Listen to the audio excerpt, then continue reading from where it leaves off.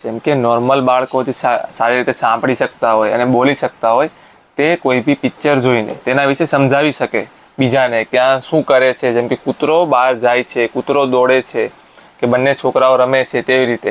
તો આપણે અહીંયા કોક્લિયર ઇમ્પ્લાન્ટનું ચાઇલ્ડ લીધું છે કે તે લોકો તે રીતે સમજાવી ના શકે કે પિક્ચર જોઈને કે તેમાં શું થઈ રહ્યું છે. તો આપણે તેના માટે કોઈ બી એક ડિફરન્ટ પિક્ચર લઈ લેવાનું મોટું કે તેમાં ઘણી બધી સિચ્યુએશન્સ આપી હોય કે તેમાં બાળકને તે જોઈને કહેવાનું કે નહીં આમાં શું થઈ રહ્યું છે. જેમ કે આ પિક્ચર છે તે ઉપરથી આપણે ડિફરન્ટ એક્ટિવિટીઝ કરાવી શકીએ કે આમાં શું કરી રહ્યું છે બાળક. ચલો. પછી ઉપર છે. ઓકે. પછી છોકરો સાયકલ નામે છે. ઓકે. પછી આ છોકરી બોલે છે. પછી આ શું કરે છે? આ મીના ઉપર જાય છે. આ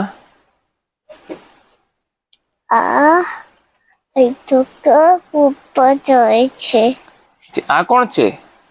સ્કૂલી આ બંને શું કરે છે? બોલ રમે છે. ઓકે. આ શું છે?